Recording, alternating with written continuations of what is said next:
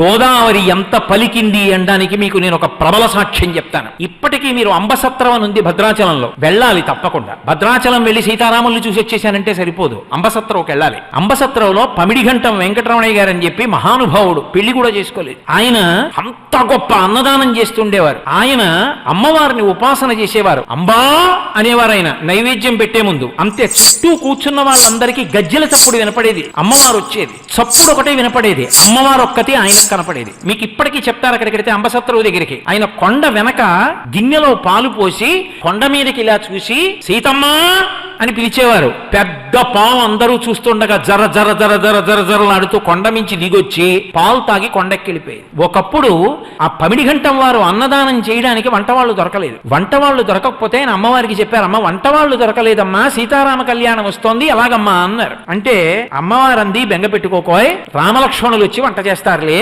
అంది. ఆయన ఇలా చూశారు, మంచి దృఢకాయులైన ఇద్దరు, అంతంత ఎత్తు ఆజానబాహుమరవిందదలాయతాక్షం ఇద్దరు వచ్చారు. వచ్చి అయ్యా మీరు వంట కావాలన్నారట, మమ్మల్ని ఎవరో పంపించారు, వంట చేస్తాం, కానీ మీరు లోపలికి చూడకూడదు. వంటశాల తలుపులు వేసి 2 పెద్ద గుండిగలు తెచ్చారు. ఒక మనిషి ఎత్తలేడుదండి, అంతంత గుండిగలు తెచ్చి వంట చేశారు. వంట అంతా అయిపోయింది, బయటికి వచ్చారు. మేము గోదావరిలో స్నానం చేసి వస్తామని వెళ్ళారు, ఇంకా రాలేదు. ఆ తర్వాత వెళ్లి గుండిగల మీద చూస్తే రామగుండిగా లక్ష్మణ గుండిగా అని ఉంది. ఇప్పటికీ మీరు రామలక్ష్మణులు వచ్చి వంట చేసిన గుండిగలు అంబసత్రంలో చూడొచ్చు, ఇప్పటికున్నాయి.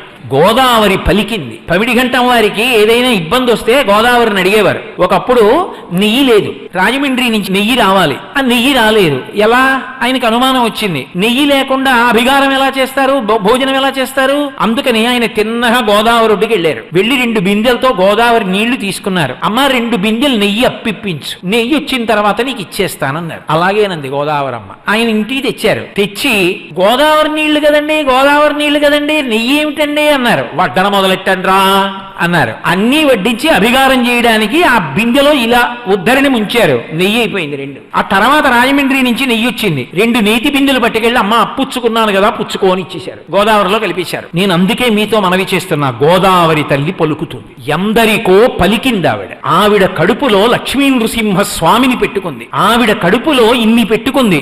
గోదావరి ఎన్నో పర్యాయాలు మాట్లాడింది. ఆమె అధిష్టాన దేవత అంత కరుణార్ద్ర హృదయ, గౌతమ మహర్షి యొక్క తప ఫలం, పరమేశ్వరుని జటాజూటం నుంచి వచ్చినటువంటి పరమ పావన వాహిని, సనాతన ధర్మానికి గుండెకాయ. అటువంటి గోదావరిని రక్షించుకోవలసిన కర్తవ్యం, దాన్ని సద్వినియోగం చేసుకుని ఆ నదీ జలాలు పాడవకుండా చూసుకోవలసినటువంటి నిష్ఠ అందరం వహించవలసి ఉంటుంది.